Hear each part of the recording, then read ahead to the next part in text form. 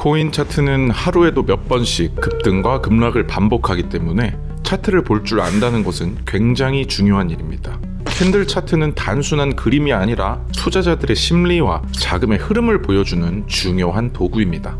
오늘 영상으로 초보자분들에게는 차트의 기본을 알려드리는, 어느 정도 투자를 해보신 분들에게는 기본을 다시 한번 상기시키는 시간을 가져보려고 합니다. 여러 가지 차트 분석법이 있지만 그중 캔들 차트는 차트 분석의 가장 기본이 되는 방법 중 하나입니다. 캔들이란 금융시장에서 가격의 움직임을 시각적으로 표현하는 방식입니다. 단순하게 캔들의 공식을 외우는 게 아닌 캔들을 이해하고 패턴을 사용하여 실전 매매에 적용할 수 있는 방법을 설명드리겠습니다. 캔들은 몸통과 꼬리로 이루어져 있습니다. 위쪽에 있는 꼬리는 윗꼬리라고 부르며 해당 기간 동안 가장 높이 올라갔던 최고가를 나타냅니다. 아래쪽에 만들어진 꼬리는 아랫꼬리라고 부르며 해당 기간 동안 가장 낮게 내려갔던 최저가를 나타냅니다. 양봉 캔들 기준 몸통의 아래쪽 끝은 시가이고 위쪽 끝이 종가이며, 반대로 음봉 캔들은 위쪽 끝이 시가이고 아래쪽 끝이 종가입니다. 시가보다 종가가 높을 때 초록색의 양봉 캔들이 되고 판매자보다 구매자가 더 많을 때 나타납니다. 반대로 시가보다 종가가 낮을 때, 즉 구매자보다 판매자가 더 많을 때 빨간색의 음봉 캔들이 만들어집니다. 여기까지가 기본적인 캔들에 대한 개념입니다.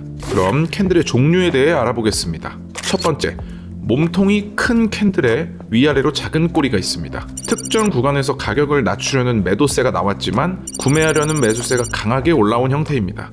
음봉의 경우 반대가 되겠죠? 이것을 장대형 캔들이라고 합니다. 두 번째, 작은 몸통에 긴 꼬리가 있습니다. 특정 구간에서 강한 매수세로 상승했지만 고점에서 더 강한 매도세가 나오며 시가 근처에서 마감된 형태입니다. 이런 식으로 여러 형태가 나올 수 있습니다. 이것을 망치형 캔들이라고 합니다. 세 번째, 작은 몸통에 위아래로 긴 꼬리가 있습니다. 매도세와 매수세가 계속 요동치며 결국 시가 근처에서 마감된 형태입니다. 이것을 십자형 도지 캔들이라고 합니다. 몸통의 크기가 큰 장대형 캔들은 매수자 또는 매도자의 심리가 강하게 반영되어 한쪽이 주도권을 잡고 있다는 뜻이고, 몸통의 크기가 작은 십자형 도지 캔들은 어느 쪽에도 주도권이 없이 힘싸움 중이라는 뜻입니다. 몸통의 크기가 작고 윗꼬리나 아랫꼬리가 길게 달린 망치형 캔들은 추세가 반전되는 신호로 좋은 진입 기회로 볼 수 있습니다. 망치형 캔들의 마감이 양봉인지 음봉인지가 중요한 것이 아니고 큰 매도세나 매수세로 인해 긴 꼬리가 달리는 것 자체가 중요한 것입니다. 이런 경우 추세가 반전될 가능성이 매우 높다는 개념을 이해하시는 것이 중요합니다.